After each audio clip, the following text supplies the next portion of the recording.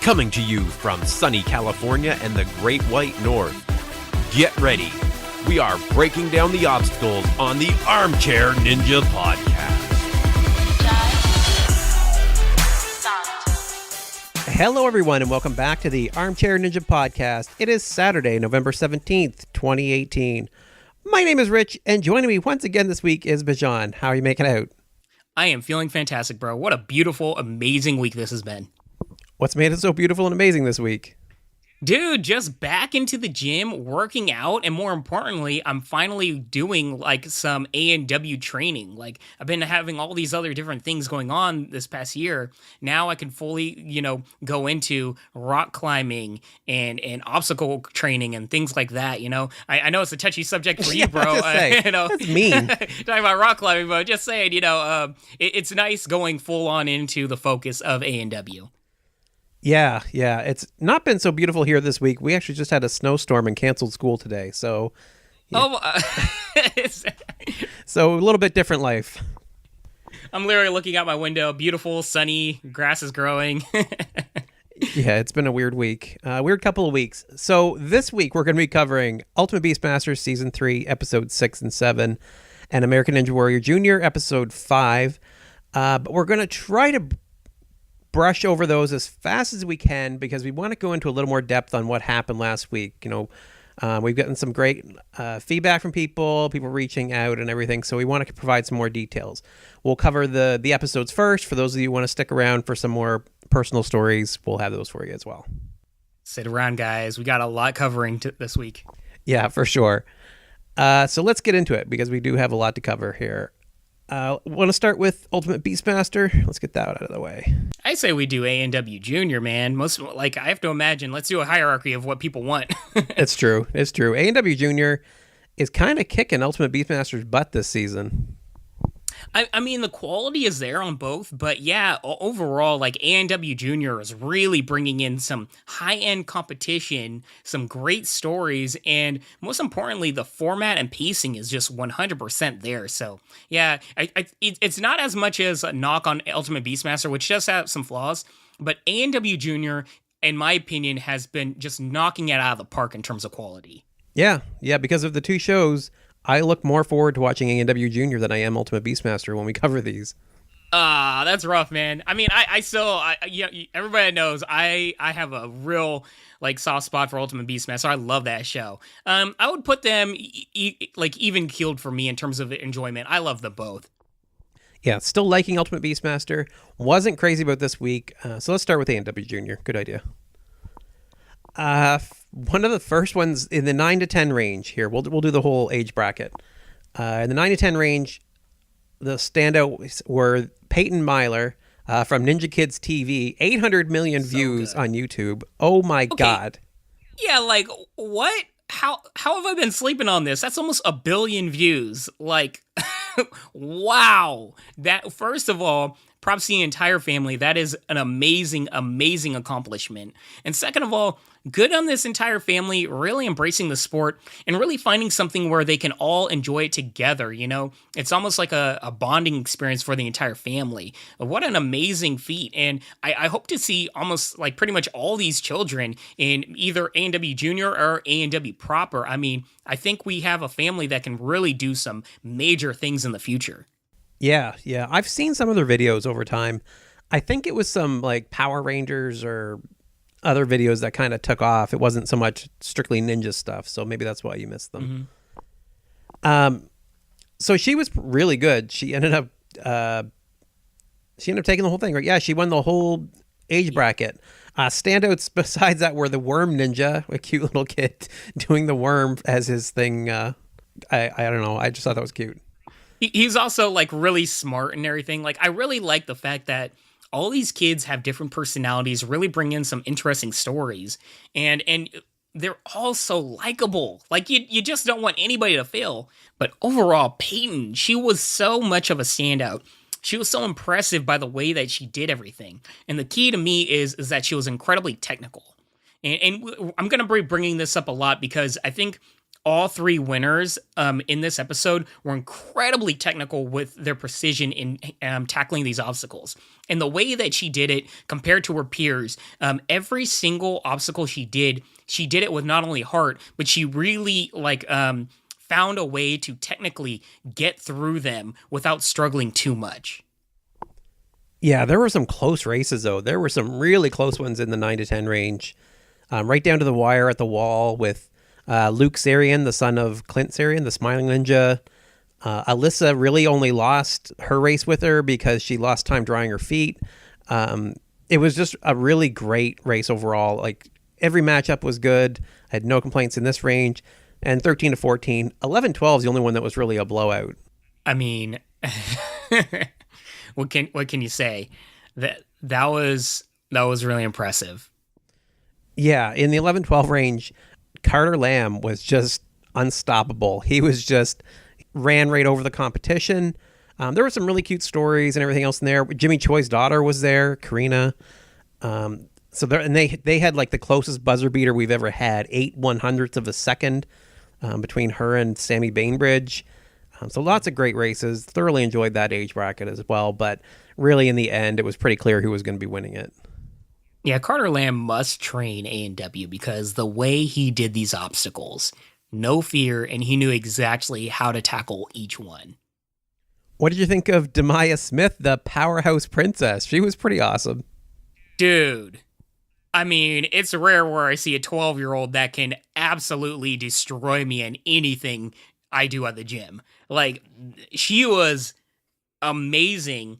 Like, clearly, I don't think this is rude to say, but I think she's very new to the sport. I don't think she's necessarily trained these obstacles because technically there were a lot of mistakes she made, but athletically, she is 100% there. I think if we see her a year from now with her actually training some ANW obstacles, I think she has the potential to be amazing. She reminds me so much of Megan Martin, and not just like, you know, her body build, but also her confidence. You know, you see her talking and it's like, no, I can do this stuff, you know? So I think she has everything there, not only physically, but mentally. And if she puts it all together, I think we're seeing somebody that can do some huge damage in the sport in the long term. I think we're just seeing the very beginning of her potential.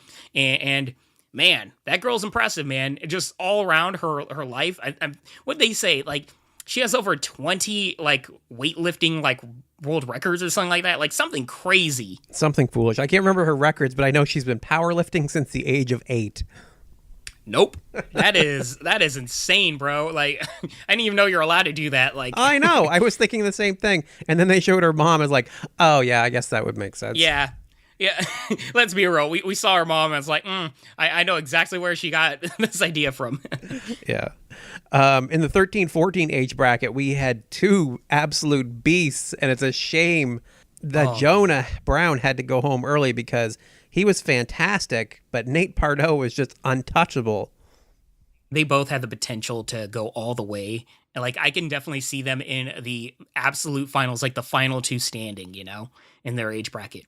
They were both so impressive. Pardo was just on another level. And when I say another level, I would... What would even be the comparison, man? Like, Drew Dreshel compared to whoever's, like, right underneath him, right? Like, just... like, it's insane how good both of these guys were. But Pardo was just so incredibly fast and technical. This kid reminds me so much of a Drew Dreshel or Joe Morosky, where he just does nothing wrong in every single, I guess, movement that he makes for these obstacles. I mean, the way, like, the time that he made doing this entire course was the fastest of the season, and it showed. I mean, I was like almost blinking. I'm like, how is he already like going up the warped wall? Like, what happened here? Yeah, it's absolutely amazing. I kept thinking Adam Rail. He's the only person I've seen good comparison that can move at a pace where you just cannot believe that they're able to pass through the obstacles that fast. Like, it just an obscene rate. And Jonah, to his credit, was right on his heels. Like, there is nobody else we've seen this season that can come close to these 2. Yes, and props to Jonah. I mean, he made like so many moves and transitions where he just like tried, like I don't even think tried is the right word. He just went for broke for all these different things. And in particular, when it came to the devil steps, man, he like just flung his body forwards and went down like 4 different steps and caught himself. Like when you do those types of movements, I mean, that really shows that you are just all in and just really committing yourself. And I really appreciate that. I mean, props to Jonah, props to Pardo. I mean, both guys were amazing, and it was absolutely fantastic seeing them run twice against each other. What a fun, I don't even know if you call it rivalry, but what amazing competition. Yeah, and it's a shame because Maggie Owen, who was also in this age bracket, trains with Jesse Lebrecht. Oh, She was really great. She did had a fantastic first race, but there was no catching those 2 guys. They were just too good. yeah, but when you saw her video, right, and we haven't seen her run before, and you see her training with Flex Lebrecht and everything else, I 100% thought that she was going to be the one that was winning this episode. Like, no way would even come close. Yeah, so did I. Until I saw those 2 guys. Yeah. And I think that speaks a lot to the level of competition. She is fantastic, and she would be winning any other episode. And she was on another level also. But the fact is that her competitors were so good and talented as well. And I think that's what speaks so much to ANW Junior, is that you don't have a whole lot of people where it's like, oh, their stories are cute, but they aren't really technically there or athletically there. Like, all 3 competitors were amazing. I forget who the 4th one is. I think they kind of glossed over that particular kid, but like the level of competition was amazing. So in that aspect, everybody wins. Yeah. But in a technical manner, the 3 winners for the episode were Peyton Myler for 9 and 10, Carter Lamb for 11 and 12, and Nate Pardo for 13-14. I still think, the 11 and 12 bracket, a girl's going to win. I so thought 13-14 would also have a girl winning, but man, Pardo, he's going to be the guy to beat. He's going to be definitely the one to beat, but there's some amazing women in the finals so far. And I'm curious to see how Sean Arms does, in the 9 and 10 bracket. I think he's the one to beat, but I know there's some amazing girls in that bracket also. Yeah. Those finals are going to be dope, bro. Just thinking about it, like, man. Yeah, it's also a weird sport because one slip up is all it takes, right? And you can be done. So anything can happen. Yeah, that's very true. Anything can happen. We've seen it time and time again. You can be like on top of the world, but you make that one mistake. All right, so let's move on to Ultimate Beastmaster here. We're going to be going episode 6 first. The new obstacle was the crankshaft. It's basically like a spinning log with some weird coggy things on it, which I kind of liked it. As far as balance obstacles go, it's a pretty good one. I mean, let's just say if it was on ANW, this would be the balance obstacle I would least fear. Simply because you can hold on to the metal part, like the non-obstacle part. And basically the obstacle part, you can just literally prop yourself on and it spins you back to, a good point. So it's in essence, it's good, but due to the rules and allowing yourself to catch yourself on the bar itself, it kind of became a non-issue. I think it's a more fair balance obstacle than we normally have. Like, I don't like the spinning log and stuff where they just throw themselves at it and hope for the best, more or less. Like something like this, that's a good point. This, they can actually use their balance. They can't just race past it because of the way that it's laid out. You have to take your time and try to balance your way across it. That's a very good point. I can't argue that because we have seen time and time again. It's not necessarily skill. Like, there's some skill, but there's also an element of luck with a lot of the things in ANW.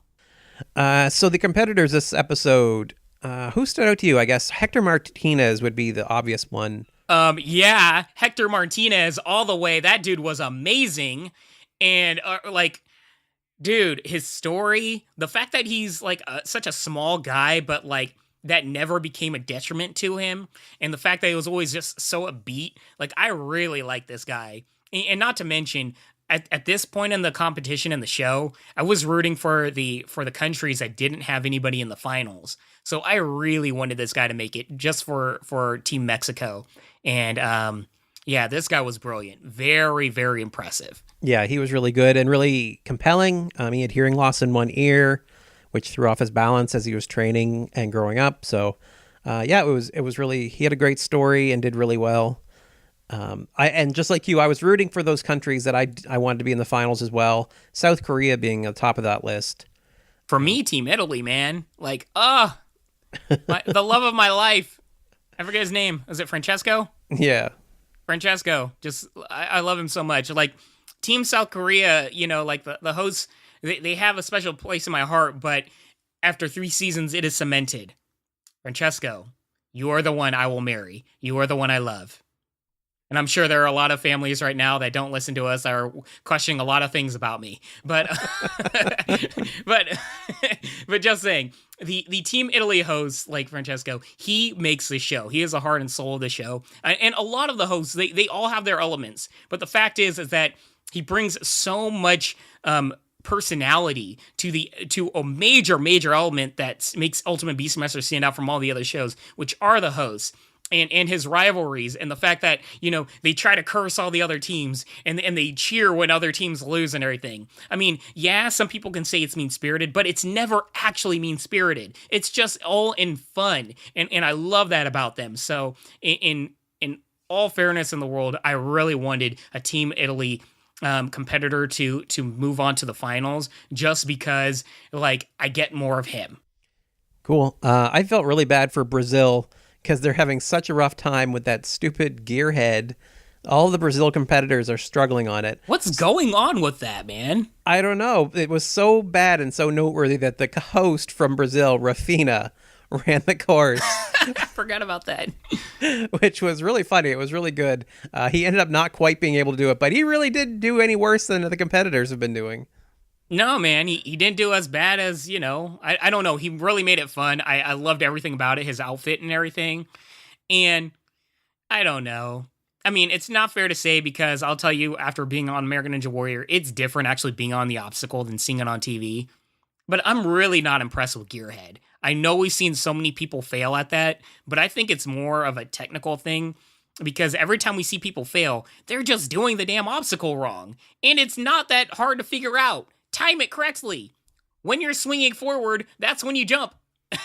Everybody's jumping when it's going backwards. I don't get it, bro. I really don't get it. But I think they're not accounting for the fact that you can't jump when it's at the top, and I think that's what they're trying to do.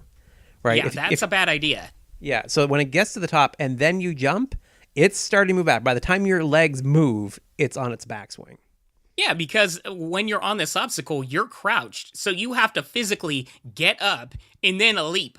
It doesn't sound like a whole lot, but it's a whole lot of time when you're talking about a split second. And I don't know, man. It's one of those things where it's like, I 100% know what to do. I can't say I've done this obstacle, but I've done obstacles like it in competitions that I've done. I've never mistimed it because I know what the heck to do. And there are competitors here that have done obstacle course races.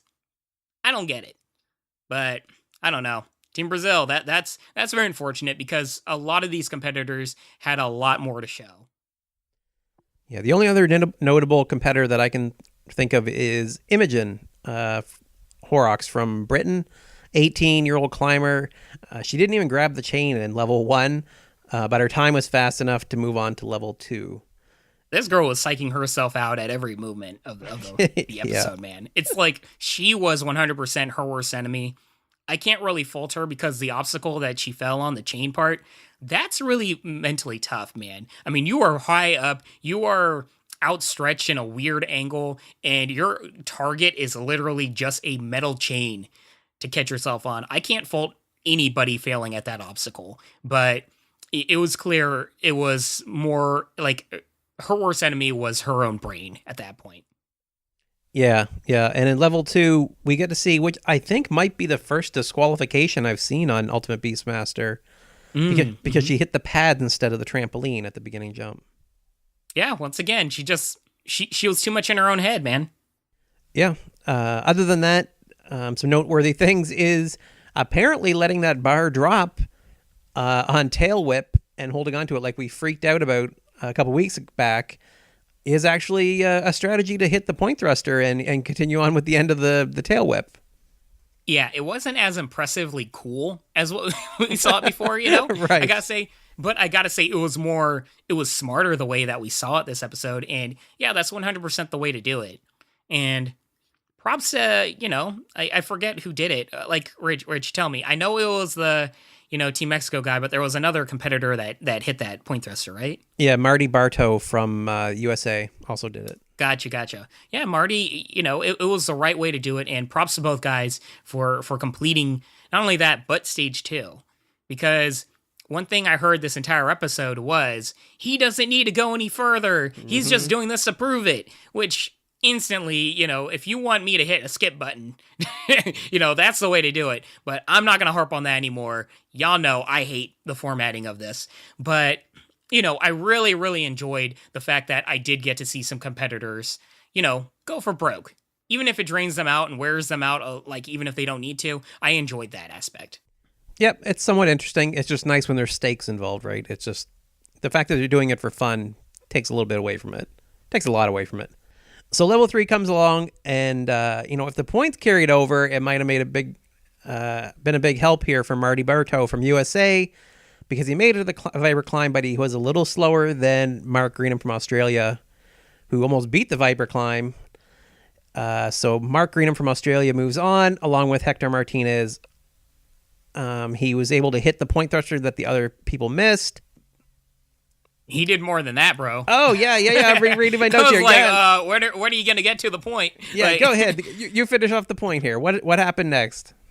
Dude, he did the Viper climb. He's the only person this entire season to actually complete the Viper climb, move on to the end of Stage 3, and complete it. I forget the name of those obstacles because I never needed to, because it never mattered, and it still didn't matter this episode. But 100%, it was so refreshing to see somebody actually complete Stage 3. At this point, Hector has completed stages 2 and 3, and he has got to be the favorite going into the semifinals in the second half.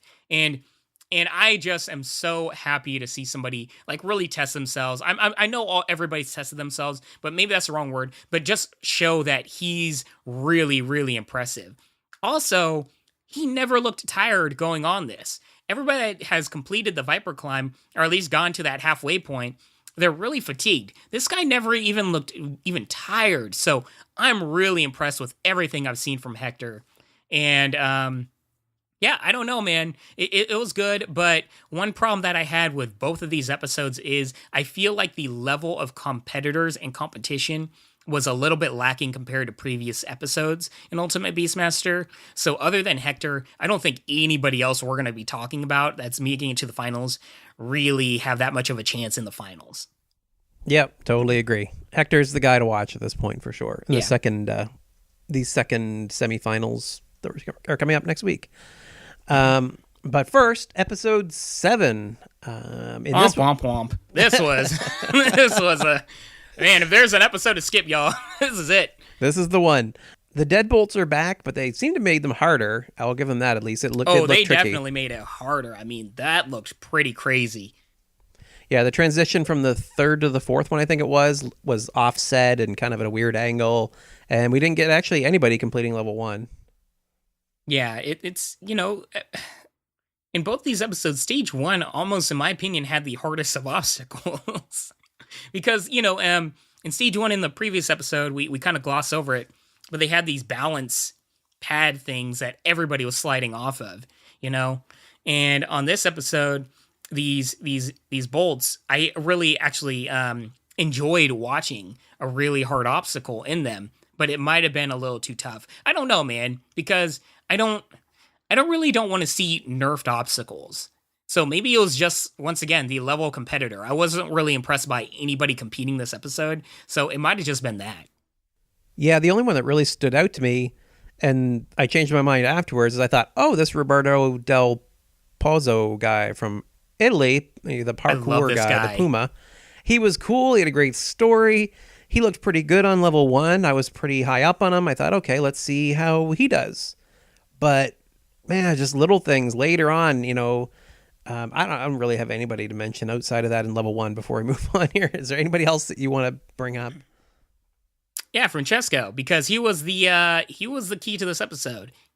The Team Italy host was the most entertaining part of this episode. He had the best story. He was the most fun. Him messing around with, like, at this point, it was Team Italy and Team South Korea. Correct me if I'm wrong, Rich, if there's anybody else. But they don't have anybody in the finals. And this was their last chance. And Team Italy came to play. They were just messing around with all the hosts, all the competitors, throwing curses at everybody. It was absolutely fun watching him. Unfortunately, their competitor, while an amazing story and a fun guy, just kept making all these mental mistakes that really was detriment to himself. I mean, you have to know to go for point thrusters, and he just kept skipping the easiest of point thrusters, and he was on the bubble the entire episode, not due to his abilities, but just due to some really, really dumb mistakes. Yeah, he just didn't seem to want it enough, right? He kind of sucked the energy out of it. Corbin Mackin, I should mention, from Britain, he was interesting.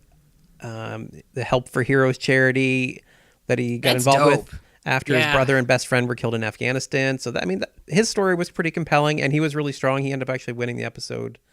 Yeah, I forget about that. He actually had a really good, compelling story and a very, you root for him. I don't think he's going to go very far, to be honest with you. No. Maybe once again, he's just with, nobody else rose up to his abilities, so I didn't really care. But, in terms of his storyline, I mean, he really did have one of those stories where it really makes you engrossed into him. In the level 2, we had a little segment for Luke Shelton from Australia, and he's one of the first this season. I mean, in previous seasons, it was pretty obvious. This is one of the few times that we've seen a cleared ninja works out 12 hours per day. They literally blurred out the gym where it says ninja something. Right. He did okay, but actually, no, he actually made it through. That's right. He actually was one of the winners as well. It was Luke Shelton and Corbin Mackin ended up taking it home in the end. But there's just nothing to talk about in this episode. It was completely forgettable. Yeah, the competitors, other than the Army guy, I mean, I really didn't connect with any of the competitors. Everybody was just not doing well they were just struggling at obstacles where in previous episodes everybody was getting through. I mean, it was just, I just wasn't impressed. I was like, move on, guys. None of you guys are getting very far. It's the exact opposite of ANW Junior this week, where all the competitors were so strong that they elevated each other. And you really had a good time watching these top tier athletes, compete against each other. And in this episode, it was just the doldrums of oh, you guys, it's the final episode, you guys have fun. I don't know. It might be mean saying that, but I really wasn't impressed by anybody. Yep. I think we both felt the same. I'm glad to see it wasn't just me getting bored with it. It was just not a good episode. To make it clear, everyone, to make it clear, in stage 1, all you needed to do was make it to the bolts, which was basically complete, that chain swing. And that's basically, you're into the next one. Actually, now I think about it, yeah, all you needed to do was complete the chain swing because everybody was failing at the jumping obstacle. The what the heck is that thing called, man? I can't remember even what it's called at the moment. Yeah, but the obstacle that we were talking about before with Brazil, they just needed to get past the second obstacle in stage 1. In stage 2, all they needed to do was make it to the make the jump from that tunnel thing. I am just, it's the digestive tract. My brain is digestive tract onto the first treadmill. That's all you needed to do. None of these, you even had to make it halfway into the course. And then in stage 3, get this, you didn't even have to make it to the spiral climb, to the Viper climb. All you needed to do was make it through 2 little of those, dropping hoop things, and then hit the point, with the extra buzzer, the point thruster. And if you didn't make it, all you needed to do was get through the 3rd falling ring and touch the Viper climb. You didn't have to even complete the Viper climb. You just needed to touch it. That's how low of competition this episode was. In previous episodes, we've had people, it come down to who gets to halfway of the Viper climb the fastest and hits the point thruster, and who can hit the point thruster the most, like in all these stages. This was just a complete dud of an obstacle, or of an episode, due to the competitors. They just weren't there. Yep. Have to agree. But that's it for this week's coverage. That's it for the quarterfinals. Finally, we can actually move on to the semis and then on to the finals. Yeah, with some good competitors. I mean, here we go, man. I mean, I gotta say, the semifinals, say what you want about these last two episodes in terms of the competitors, but I think we are going to have one heck of a time seeing these competitors fight it out for the finals. I think we are going to have a fun competition. I really like the format of the semifinals, and I think this is going to be enjoyable. Actual stakes, bro. Whew. I'm happy to see it again. It's good. It's good. And for those that don't remember, when we move to the semifinals, they will be tackling the whole course, the entire beast, in one go. So move from level 1 to level 2 to level 3. Keep going till you can't go anymore. Much, much more entertaining. Yes. And in particular, if you're a fan of American Ninja Warrior, it's a very similar format, but actually even like twice the length of an ANW course. And I think if you watch anything or want to give it Ultimate Beastmaster a try, these are the episodes that you want to check out. Both semifinals, and I have to imagine the finals. You're going to have some fun with that. All right. So let's move over to our personal stories here. Whew. It's been a wild couple of weeks. How do we want to do this? Do you want to, let's give me a rundown here, because we've been giving each other like little bits and pieces, but not really the full story. So we're not even fully aware of everything that happened. So tell me a story, Bijan. What happened at Tough Mudder? Tell you a story. Well, mine's going to be short because, I really want to hear more about yours. You had much more of the more interesting time that I think everybody wants to hear about. So in short, I did the Tough Mudder, last weekend, and it was a very enjoyable time.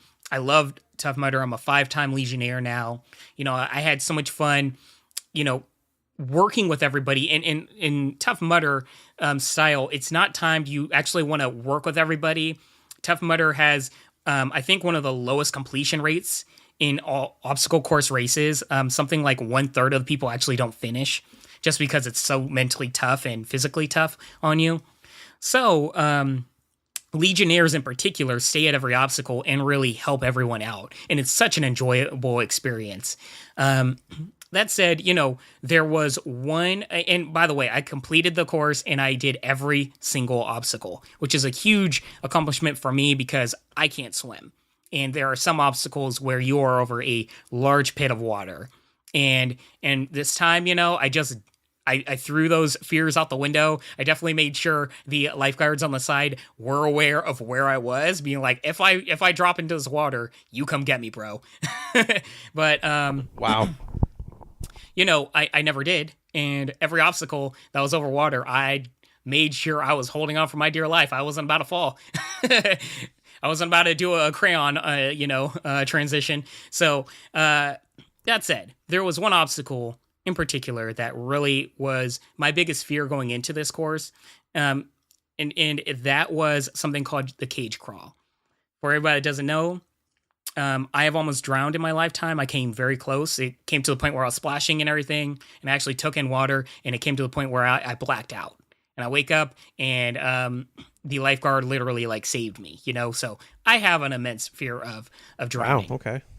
There's a, I don't want to go too dark or anything, but there's this obstacle called the cage crawl where it's a very large, narrow, pit of water, right? I would say it's about 20 meters long. And basically you lay on your back in this pit of water to the point where you're almost submerged. And from the top of the water, on top of the water is a chain link fence going across the entire length of the pit of water. And there's almost, I would say, a 2-inch gap between the top of the water and the chain link fence, which pretty much is only there for your mouth. And that is where you're going to breathe, is your entire body is submerged except for your mouth and maybe, your lips or whatever, and you're going to use that to breathe and get through this entire thing. Oh my God. And basically, how deep is this water? Water, I would say maybe 4 feet, 3 feet, something like that. So you're basically crouched in there? So you can't, no, you're laying backwards, almost like you're floating. If that makes sense. Like, imagine when people are floating on the top of a pool, you're kind of like that. Okay. Problem is, I can't float. I just have a dense body. I can't float. But even if I could float, it wouldn't matter. The entire time, your entire body is submerged in water. And that instantly triggered deep, deep fears in me. And it took me a good 15 minutes to actually get in there. Because every time I would drop my entire body in there, and I would hit that chain link fence, and it's basically my entire body underwater. Instant fears. I mean, it's almost like imagine being in a pit of water, and no matter, like, there's just a fence on top of that water, and no matter what you do, you can't get your head out of that water. It was mentally tough, man. And finally, my girlfriend and everybody around me involved really motivated me to just get in there and face my fears. And it took a lot. And once I got in there and to the point where I can breathe and I'm positioned correctly, I start moving. And the problem is, you're really supposed to move slow doing this obstacle. This is one of those circumstances where my brain shut off and I wasn't doing what technically I should have been doing. That said, I mean, nobody was really telling me, hey, go slow anyways, but I should have went slow. I flew through that obstacle because I wanted to get out of there as quickly as possible. That makes sense. You can just imagine. Yeah, you want to get it over with. Yeah. Also, from side to side, it's about 3 feet, maybe 4 feet. So it's very claustrophobic. There was actually somebody that I helped walk through it who had an immense fear of claustrophobia, and he had a tough time also. Anyways, I'm moving fast going through this. I'm grabbing you grab the chain link fence and you just keep moving with your head above in that 2-inch gap, with your mouth there, trying to breathe. So I make it about halfway, about 10 meters in, which is, good. Like I forget, like 30 feet or so, or, whatever. And I have moved so fast that the water is swishing forwards and backwards, which means in this 2-inch gap, that water is now spilling over into my mouth. So I stop and I try to stay calm, and I hold onto that fence and I stick my face as far into that chain link fence as I can. And I try breathing, and I do my first breath, water. Second breath, attempt to breathe, just take in more water into my lungs. Third breath, I am struggling, and all I get in is water. And at this point, there is only water in my lungs, my mouth, and everything else. So there are two options. In my brain, drown, obviously, but in really, it's like freak out, and hopefully, the person supervising the thing will lift the chain link fence and save me. Or move like your life depended on it, literally. And that's what I did. I started hustling. I was with my hands, almost like a ladder. And I just kept moving, and everybody around me surrounded me, apparently. My girlfriend told me, because it was a very dire situation where it looked like I was drowning. And I was splashing, and I was moving, but I did not stop. The guy supervising it ran over, was next to me the entire time, about to lift that fence up to save me at any moment. But I just kept moving, and it felt like forever, bro. It felt like it never ended. I kept moving, it felt like forever. And I grabbed the top of some bar where I think it's the end, and it just kept going. And I just kept moving. I had my eyes closed and I couldn't breathe, so it was on one breath. And I just hustled for what felt like forever. Finally, I reached the end, and I must have coughed out an entire bucket's worth of water out of my mouth and my lungs. But I got it all out. I kept breathing. Everybody, congratulated me, probably as a pity, oh, good, you survived. Well, I mean, but man, yeah, if you can see that struggle, I can't even imagine, because, wow, that's anyway. Sorry, I kind of cut you off there. No, just I know I've been talking for a minute. I gotta say, it was one of the worst, hardest things I've ever done mentally and physically. But I'm glad I've been able to do it and tackle that fear Will I do that again? No, I will never be doing the cage crawl again. But I've done it, and I'm happy to say that I've tackled one of my deepest fears. Yeah, it's pretty high on my list too. So I mean, I'm there with you. I can feel the panic of that moment, and oh my god. Yeah, I think I would do the same thing. Like, well, let's tick the box. That's one I could do. If I wanted to, I could do that. I know because I did it last year. So next year you'll just kind of go like, we'll skip that one this time. Yeah. I have nothing else to prove. And really, when I first started, it took me 15 minutes because I was like, do I really need to prove myself? Like, what do I need to show? Like, but it was one of those things where my girlfriend was like, I know you. You are going to regret it if you do not complete this obstacle. And I was like, man, I really don't want to do this, but I'm going to do it. Also, by the way, the water was freezing cold. You know, like Arctic Enema and all the other obstacles I did that day, where it's like vats of ice and everything. This was freezing cold water. So you go in there, it's not like a pool of water where it's like, oh yeah, I'm gonna lay in here for 5 minutes. No, you can't breathe. It's so cold. So Tough Mudder. Thumbs up. Good stuff. Yeah. Anyways, most important, Rich. That is nothing compared to what you have gone through this past week. I need to hear from the very beginning. Everybody wants to know what happened. Start from the beginning. Okay, so let me try to run this down as efficiently as I can because there's a lot. So, went to the climbing gym, typical night. You know, I go there an hour and a half before my wife gets off work. And, you know, it's just me by myself, tackling some pretty standard, standard fare, beginner level stuff. Nothing stood out about the night. It was not like anything. I wasn't pushing myself to the absolute limit or anything. I was doing right at about my level. But there was one that I had been stuck on the week before that involved an overhang, right? So get towards the top of the wall at about the 10-foot mark or so. It comes out from the wall and you have to grab onto something at about the 12-foot mark. There's a hold there that you have to reach back and grab. So I'm excited to tackle it because I was getting pretty close the last time. And I almost filmed it. I was like, this might be one where I'll take it down. It could be interesting to film. Was humming and hawing over going to grab my phone and thought, no, maybe I'll grab it. We'll see how I do on my first attempt here. So I get up there, make it further than I had last week. I realize that I actually can get onto that final hold. I reach up, I get one hand onto it. And when I reach my left hand up to grab it, my feet come off the wall, which is not that unusual. It's done it to me before. I think some of my videos on Instagram show similar things happening, right? It's hard when you've only got one hand gripping and, 2 feet and you're like pushed out towards an overhang. So when my left hand came up to grab it, my feet swung out. And when I reached with my left, my right peeled off before my left got hold. So I came down uncontrolled. So I'm drifting backwards off center and my left foot hits the pad first. And I'm kind of leaning to the left, I would guess, by what happened. Immediately, I saw my leg fold over in a way that it's not supposed to.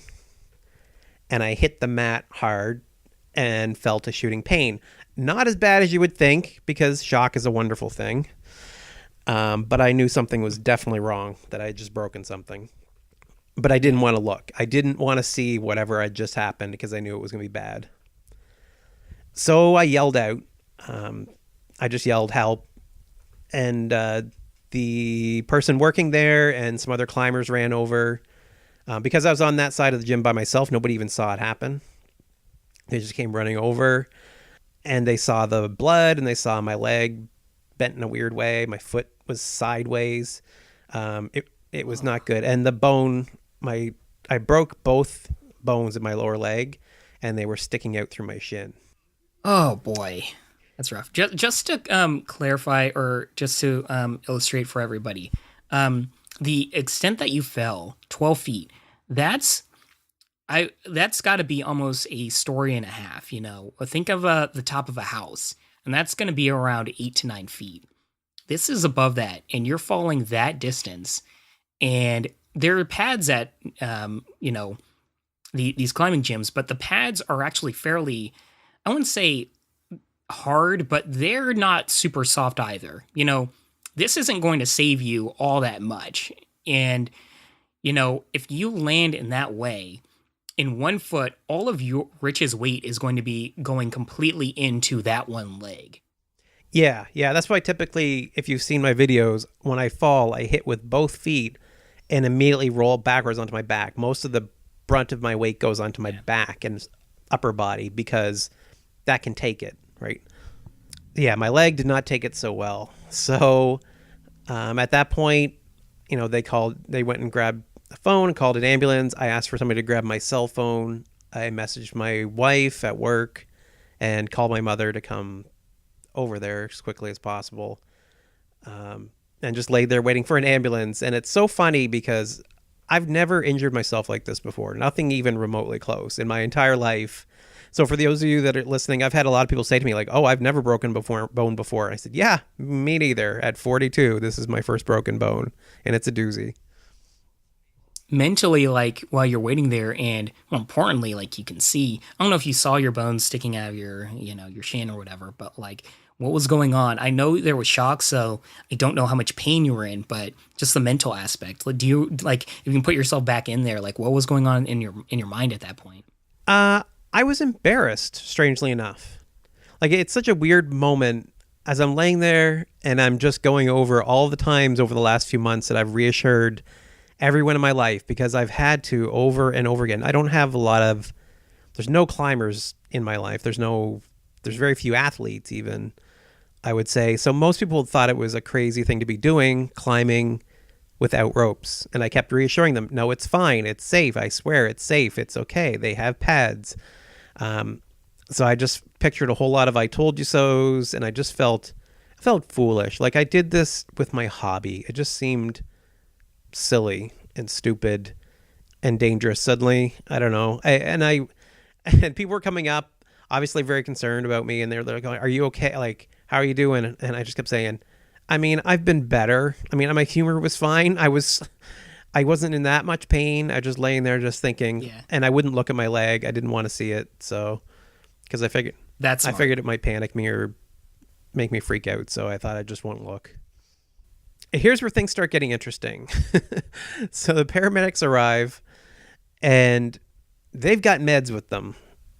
And I had a very interesting time with the medications that I got from this point forward. They tried to put like a mask on me with nitrous oxide, but because of the beard, it won't fit on properly. I would have never thought of that. So he takes the mask part off, and he just breathe it directly out of this hose here, basically. Just take as much as it's regulated. You can't take too much. So I used it like a scuba mask. I just basically stuck it and breathed that and only that. And I started seeing like double and triple of things. It was a very weird sensation where you would see somebody walk up and ask you a question, and then they would walk up and ask you the same question in exactly the same way, like 3 times in a row. So it was like repeating things in my head over and over again. So it was very, very loopy from that by the time my mother and wife got there. So I only vaguely remember them being there. Ambulance ride to the hospital. I kind of went in and out a bunch through that. They were asking me questions, kept asking me a bunch of things along the way. It's fairly lucid. But when we got to the hospital, they also gave me some fentanyl while we were at the gym, which is, I believe, a type of morphine. It's like a pretty strong painkiller.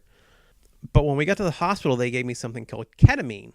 And I didn't know. I didn't even know that they'd given me the stuff. All I know is the entire universe changed for me within an instant. Like, and I'm not even joking. I mean, if you've ever heard someone talk about, like if you picture like a stereotypical hippie that does a lot of drugs, say, like, oh, I was one with the universe, and I could see, smells and all those weird, like, I had all of it. I had every one of those weird sensations. It was completely, I was no longer myself. I was, a being that was helping form the universe with other creatures. The patterns in the ceiling were that universe. It looked like like an abstract painting with just whites and lines, but very solid colors. Like, it was a very, very strange trip. Side note for any parents out there or children, drugs are incredibly highly addictive and dangerous. So if this sounds fun for Rich, just know dangerous, don't do drugs and everything. That said, these are special circumstances. Yes, this was not optional. Sorry, my educator brain just started kicking in. Yes, so. I'm going to add to that because I think it's important, too, to note that I will never, ever do that again. Would never do it recreationally. And I could see how quickly that could become an extremely bad feeling, right? Completely losing yourself in that moment was scary, and it could have been much, much scarier. But it was interesting. I can imagine, man. Like, that was what a roller coaster of I won't even say 24 hours, but however long it was, man. But at this point, have you had the surgery? I know, ultimately, you had an operation. Why don't you tell everybody about that and like where you're at right now? Yeah, so they casted it that night. That was just so they could put it into place and put a cast on it and steady me for the night because the surgery was going to be the next day. So I woke up in the hospital a few hours later and then went in for the surgery. Now, from what they told me when I went into the surgery, it actually wasn't going to be too bad. Throughout that day, they were checking the pulse in my foot because I had lost all sensation in my foot early on. But it all came back and they kept checking my pulse there over and over again. And they said it wouldn't be too bad, but basically as bad as it looks when your bones come out of your leg like that, setting it back in place isn't too bad. They're going to stick a steel rod in there. That'll take all the weight. And the other bone would grow back, basically. So it was like not too bad. The recovery time would only be a few weeks. I'd be walking pretty quickly. And the surgery itself was going to be like an hour or something. It was really ridiculously short. I'm like, okay, well, that's better prognosis than I thought. Go in for the surgery, get out 4 hours later.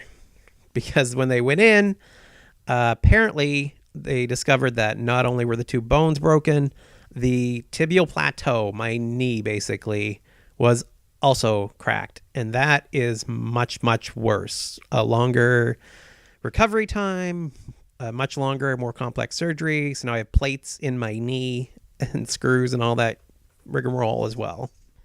So you're like half cyborg at this point. Yeah. I'm metal from the knee down. On the left side, some very large incisions that we're trying to take care of. And I've had to get a leg brace so that I can't bend my left leg from my ankle to my hip, basically. So that leg has to be completely immobile, and it's full of staples on top of and bandages and all kinds of craziness. Man, I mean, I know it's early; it just happened, but do you have an estimate of like recovery time? I kind of got some weird numbers along the way. I think, from what I can tell, it's going to be 4 to 6 months, probably. I mean, I know this sounds bad, but all things considered, I think that's a pretty good sign, right? Overall, not too bad. I think long term, most of what I've read and was told was, I may end up with arthritis in that knee. I'm like, I'm used to that. It's not like like arthritis in my elbows and everything else. So that doesn't worry me too much. Okay. Also, elements of the I guess psychological toll. If like, I don't know if you plan on going back to rock climbing. If you do, let us all know. But if not, are you open to considering other pursuits of, I guess, physical fitness? Because I know you were on a journey of bettering yourself in terms of your fitness. Yeah, I'm not sure what it means at this point. I intend to go back to the gym.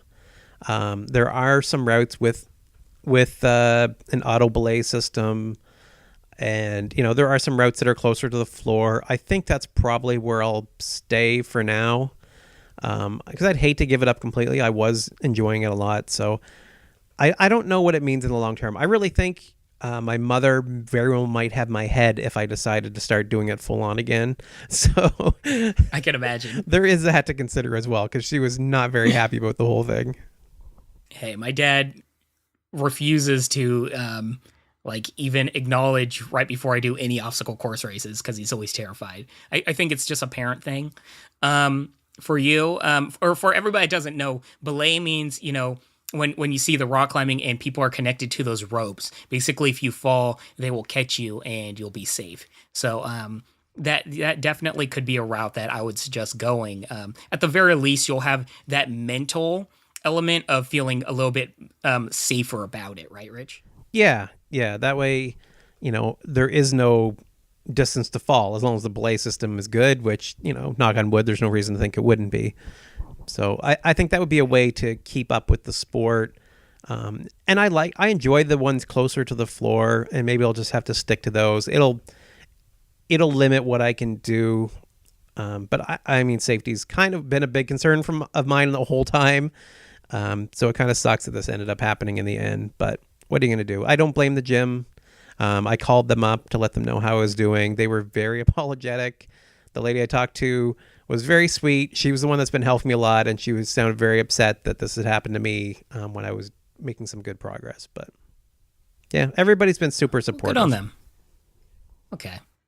Well, we are all supporting you, bro. And yeah, hopefully at the very least you can, hopefully soon get up and start moving around. I'm sure you're going crazy just laying around. Oh, you right, have Rich? no idea. Oh yeah, I am completely stuck here. I mean, I went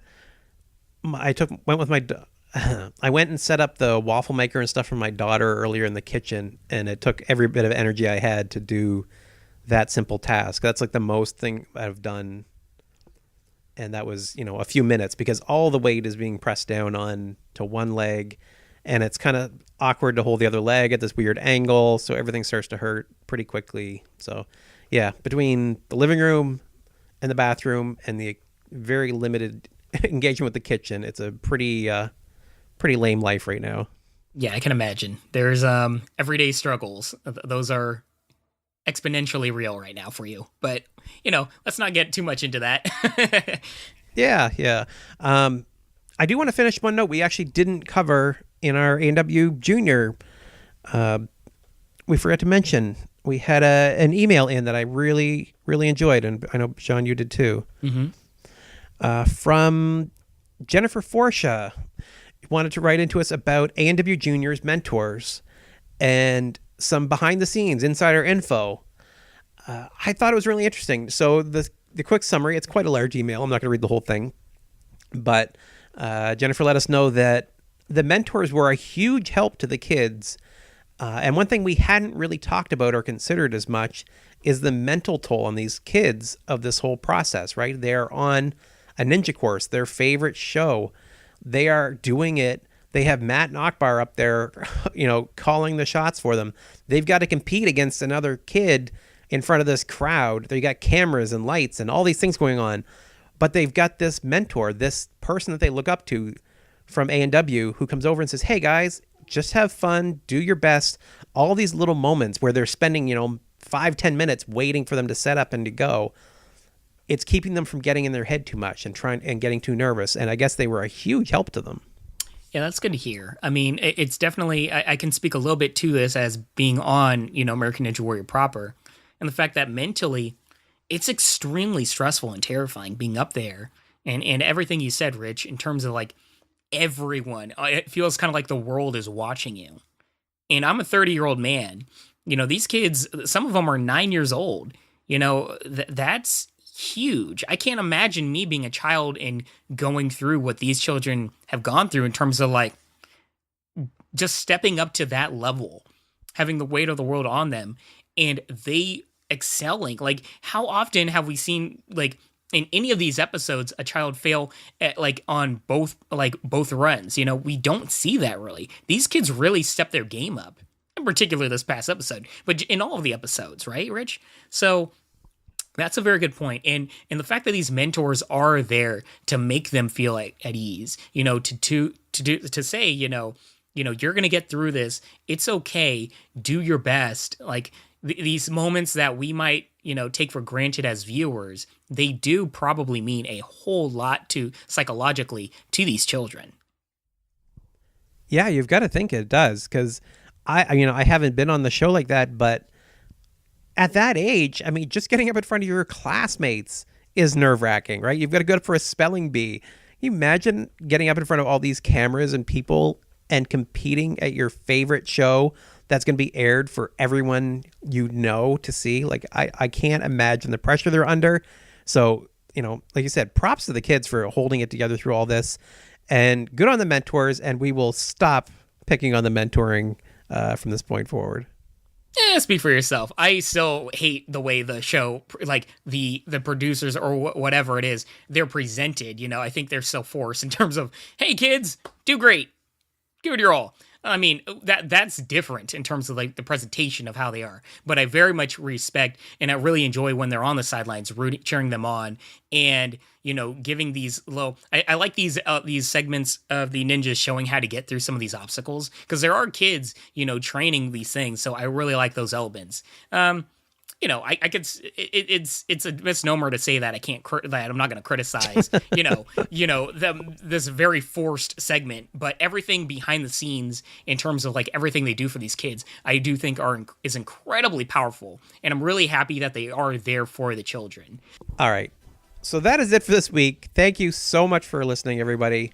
If you'd like to email me, you can reach me as rich@ninjapodcast.com. I am at Ninja Podcast on both Twitter and Instagram. And Bijan, how can they reach you? Hit me up at Twitter and Instagram at Bijan151. That is Bijan 151. You can check out a lot of pictures and videos of me doing the Tough Mudder. All right, thank you all for listening, and I hope you have an injury-free week. Peace and love, y'all.